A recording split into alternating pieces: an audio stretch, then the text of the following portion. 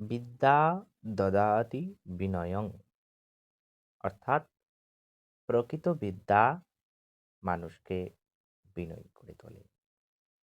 হ্যাঁ, ঠিকই। আজকে যদি প্রকৃত বিনয়ী হতে হয়, তবে সেই প্রকৃত বিদ্যারই প্রয়োজন। রাধে রাধে বন্ধুরা। শ্রী রাধা ঠাকুরানীর কৃপাকুঞ্জ সকলকে অনেক শুভেচ্ছা এবং অভিনন্দন জানিয়ে যথাযোগ্য প্রণাম নিবেদন করে সকলের চরণে। আজকে আমরা যে বিষয়টিকে নির্বাচন করেছি আমাদের পরিবেশনার জন্য, সেটি একটি খুব গুরুত্বপূর্ণ বিষয়, বিদ্যা। আর আজকে আমাদের সেই বিদ্যা বিষয়ক পরিবেশনায় থাকছে জড়বিদ্যা ও পরমার্থবিদ্যার ভেদ। অর্থাৎ আমরা বিদ্যাকে এখানে দুটোভাবে পরিবেশন করছি, একটি হলো জড়বিদ্যা, একটি হলো পরমার্থবিদ্যা। তো এখন আমাদেরকে জানতে হবে জড়বিদ্যা কি বা পরমার্থবিদ্যা কি, এবং সেই সঙ্গে এই পরমার্থবিদ্যার সঙ্গে আমাদের যে পুঁথিগত বা এই জড়বিদ্যা এর পার্থক্যই বা কি।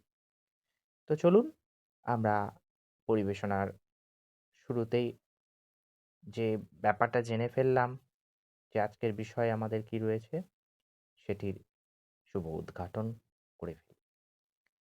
স্কুল কলেজে প্রদত্ত রসায়ন, গণিত প্রভৃতি বিজ্ঞানের বিভিন্ন শাখা বা ইতিহাস, সাহিত্য, কলাবিদ্যা এই সবই হচ্ছে জড় বিষয়ক বিদ্যা, অর্থাৎ পুঁথিগত বিদ্যা বা জড়বিদ্যা।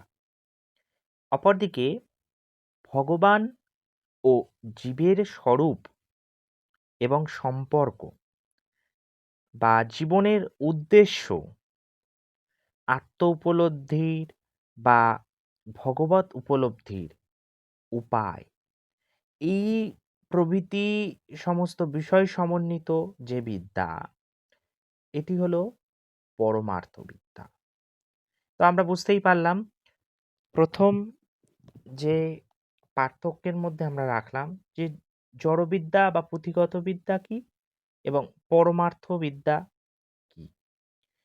এবার আমরা চলে যাব পরবর্তী পয়েন্টে।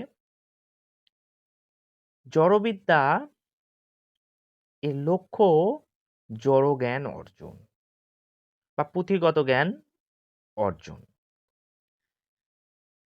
পরমার্থ বিদ্যা এর লক্ষ্য পরম তত্ত্ব জ্ঞান লাভ। এবার জড়বিদ্যার উদ্দেশ্য কি? জড়বিদ্যার উদ্দেশ্য হলো এই জড়দেহকে তৃপ্ত করার আয়োজন করা।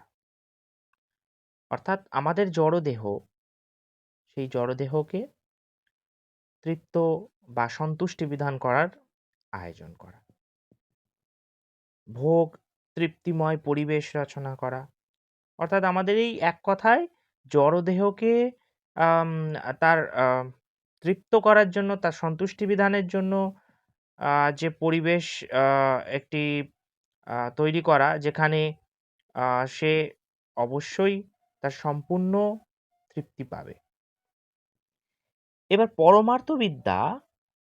পরমার্থবিদ্যা যে উদ্দেশ্য, সেটা হচ্ছে আত্মাকে এই আমাদের জড় বন্ধন থেকে মুক্ত করে পুনরায় নিত্য আনন্দময় চিন্ময় পরিবেশে ফিরিয়ে নিয়ে যাওয়া।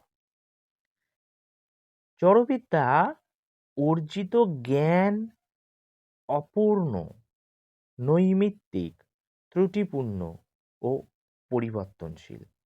কিন্তু অপরপক্ষে পরমার্থবিদ্যার জ্ঞান পূর্ণ, নিত্য, অভ্রান্ত এবং অপরিবর্তনীয়। জড়বিদ্যার জড় জ্ঞান মানসিক জল্পনা কল্পনা নির্ভর, তাই গভীর সত্যের উপলব্ধি দান করতে পারে না।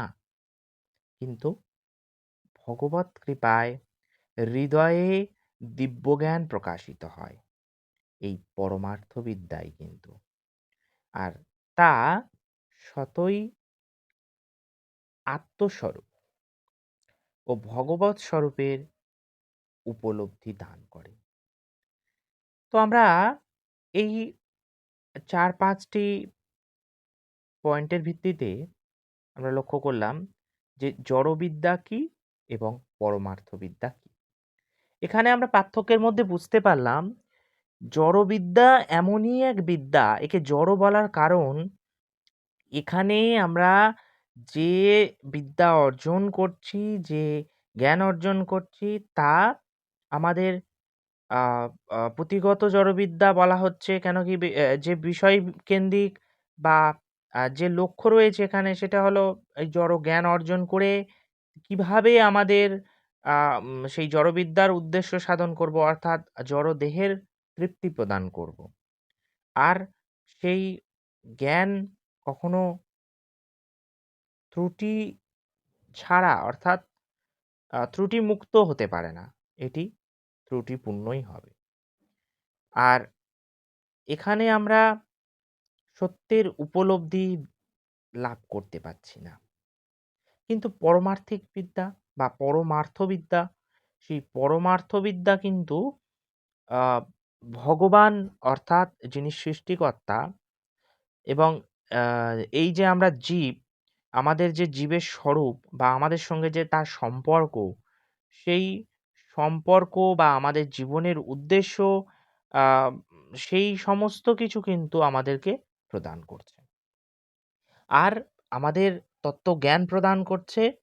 আর আমাদের এই যে আত্মার বারংবার যে বন্ধনে আবদ্ধ, অর্থাৎ আত্মার যে আত্মকেন্দ্রিক একটা চক্রের দ্বারা আবর্তিত হচ্ছে, কখনো এই যোনি তো কখনো অন্য যোনি।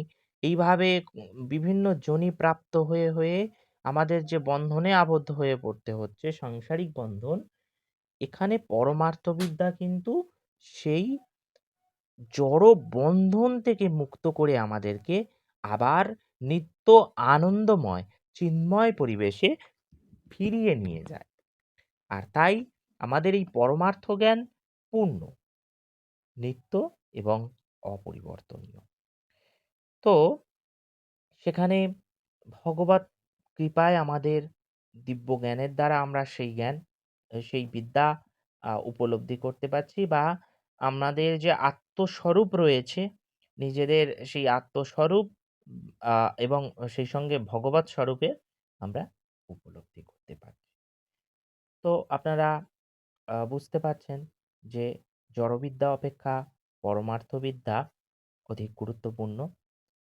তো যাই হোক, আমাদের সেই পূর্ণ জ্ঞান এবং অভ্রান্ত নিত্য অপরিবর্তনীয় সেই বিদ্যা, সেই বিদ্যাকে আমাদের অবগত হতে হবে এবং যে বিদ্যার মাধ্যমে অবশ্যই আমাদের জড়বন্ধন থেকে মুক্ত হতে হবে।